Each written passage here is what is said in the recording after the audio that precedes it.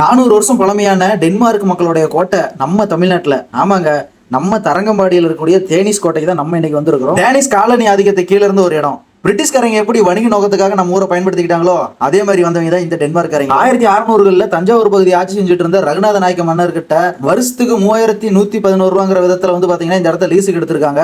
இந்த இடத்த லீஸுக்கு எடுத்தா அவங்களோட வணிக நோக்கத்துக்காக இங்க இருந்து பாத்தீங்கன்னா ஏற்றுமதி இறக்குமதி எல்லாம் பண்ணிருக்காங்க. சுமார் 8 கிலோமீட்டர் பரப்பளவு குத்தகைக்கு எடுத்து பராமரிச்சிருக்காங்க. இன்னும் இங்க வீரர்கள் தங்குற அறை, சமையல் அறை, தண்ணி எடுத்துட்டு வர அறை, பீர் வைக்கிறதுக்கு அறை, கோழி அறை, சமையல் அறையெல்லாம் இன்னும் பாத்தீங்கன்னா பழுதடையாம அப்படியே தான் இருக்கு. கடலோட உள்பகுதியில் போய் தண்ணி எடுத்துட்டு வரதுக்கான தனி வழி வச்சிருக்காங்க. அங்க நல்ல தண்ணி கிடைச்சதான் சொல்லப்படுது. கோட்டையோட மேல் பகுதியில இவங்க வாழ்ந்தப்போ பயன்படுத்தின வாளு, வேலு, பீரங்கி, அது மட்டும் இல்லாமல் இவங்க பயன்படுத்தின தட்டு, அந்த மாதிரியான விஷயங்கள்லாம் பார்த்தீங்கன்னா மேலே அருங்காட்சியகம் மாதிரி வச்சிருக்காங்க. இவங்களும் காலப்போக்கில் இதை பிரிட்டிஷ்காரங்கள்ட்ட வித்துட்டு கிளம்பிட்டாங்க. இது மட்டும் இல்லாமல் இந்தியாவுடைய முதல் அச்சகம் இருந்த இடம், இந்தியாவுடைய முதல் பைபிள் பிரிண்ட் பண்ண இடம் எல்லாமே இங்கே தான் இருக்கு. அதெல்லாம் அடுத்த வீடியோவில் நம்ம அப்படியே பார்த்துடலாம். இதோட ஃபுல் வீடியோ நம்மளோட யூடியூப் சேனலில் இருக்கு. இந்த மாதிரி வீடியோ போகிற நம்ம சேனலை ஃபாலோ பண்ணி சப்ஸ்கிரைப் பண்ணிக்கோங்க. Tata bye.